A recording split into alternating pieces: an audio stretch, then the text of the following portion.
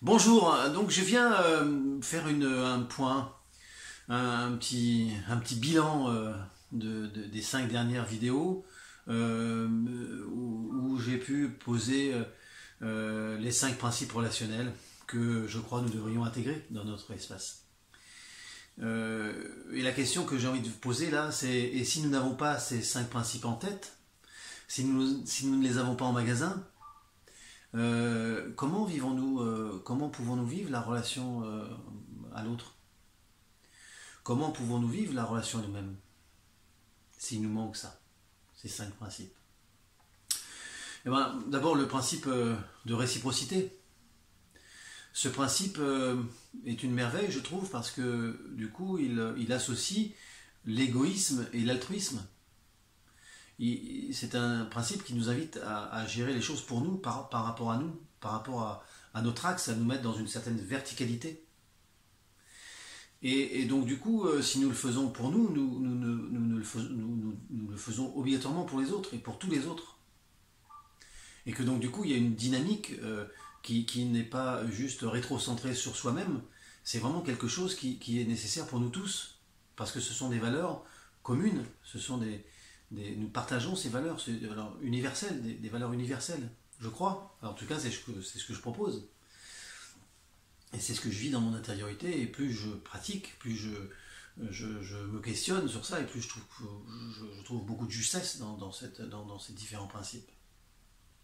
Donc ce principe de réciprocité, si nous ne l'avons pas, eh bien nous sommes là aussi dans une dynamique rétrocentrée. Enfin, nous n'avons pas la mesure de ce qui se passe avec les autres, avec l'autre, et nous ne pouvons pas faire l'unité. Si nous n'avons pas le principe de besoin, eh bien nous sommes déconnectés de nous finalement, comme je l'ai été très très longtemps, mais bon, et j'y travaille, et je travaille sur le sujet. Euh, et donc du coup, si nous n'avons pas conscience que nous avons des besoins, enfin, et le fait, quand je pose la question encore une fois à quelqu'un, bon, quel est votre besoin, je mesure le vide qui représente derrière. Nous n'avons pas l'habitude de parler de besoins, de nos besoins. Comme si le besoin était quelque chose de malsain, de rétrocentré, d'égoïste. C'est pas bon, pas bien du tout.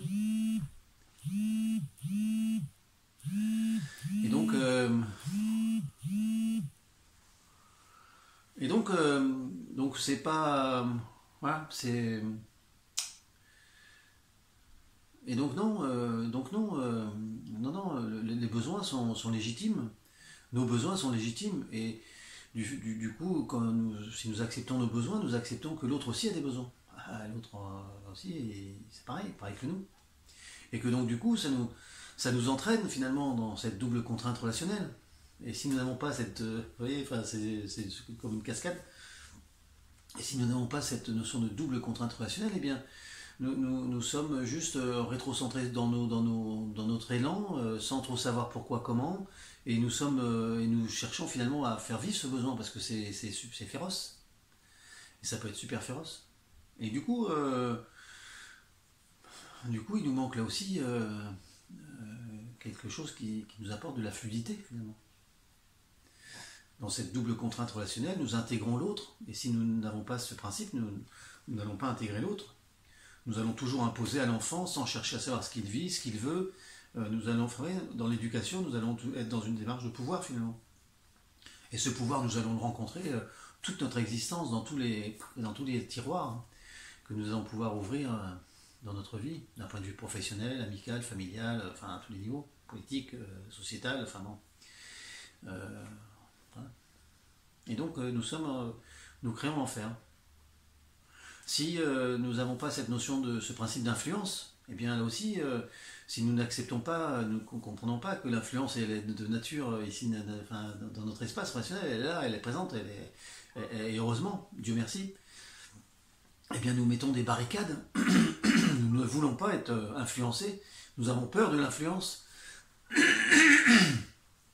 et donc du coup nous nous protégeons derrière des remparts, derrière des murs, derrière des forteresses. Et du coup, là aussi, ça manque de fluidité, tout est verrouillé, tout est cadenassé, les choses sont compliquées.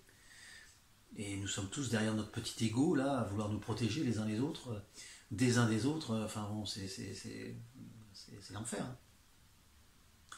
Et puis enfin, si nous n'avons pas ce principe de miroir en tête, eh bien nous sommes voués à toute notre existence à prendre le rôle de victime.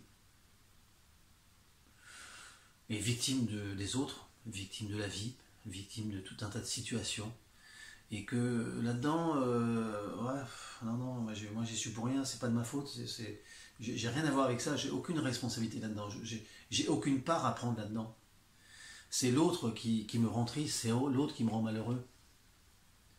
C'est à cause de l'autre, si. Et si ça n'avait pas été comme ça, ben, comme si on n'avait pas de pouvoir, comme si on n'avait pas là aussi, notre propre capacité d'influencer la situation intérieurement en nous-mêmes, mais aussi à l'extérieur. Nous pouvons influencer, nous pouvons interagir les uns les autres, nous pouvons faire vivre cette dynamique relationnelle. Mais si nous n'avons pas ces besoins, ces principes en magasin, eh bien, la vie est différente. La vie est différente. Je crois que la vie est différente. En tout cas, c'est l'idée que j'en ai.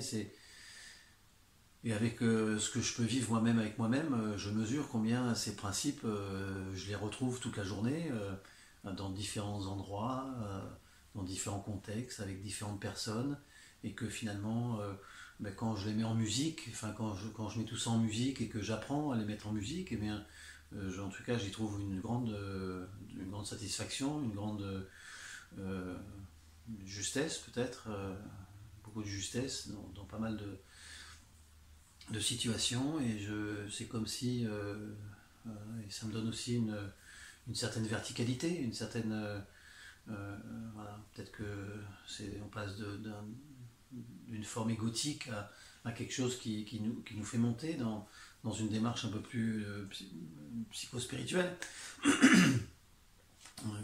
quelque chose de plus spirituel, quelque chose qui est plus grand que nous, qui dépasse notre petite personne, et une dimension qui commence à englober les autres, petit à petit à englober les proches, de créer une dynamique, puis petit à petit, si cette dynamique s'étendait à la terre entière, peut-être que nous réussirions à mieux vivre ensemble et à créer le paradis. Je ne sais pas. C'est le rêve que j'ai, encore une fois. La vie est une illusion, paraît-il, et autant que cette illusion soit belle, faisons-la belle, mais si nous pouvions la faire belle tous ensemble, ça serait assez génial. Voilà, je m'arrête là pour ce petit point, pour clôturer cette séquence de 5 vidéos. Je vais ouvrir donc dès maintenant, et pour la prochaine vidéo, un cycle de plusieurs vidéos sur les valeurs que je crois universelles, que nous partageons, je crois, tous. Donc je mets ça ici, je pose ça ici dans notre espace relationnel pour ceux qui vont regarder cette vidéo, et puis après vous en ferez ce que vous pourrez, ce que vous voudrez, hein. Si ça vous anime le cœur ou pas, c'est ok pour moi, il n'y a pas d'enjeu, il n'y a aucun enjeu, vraiment. Je vous dis à bientôt, au plaisir, au revoir.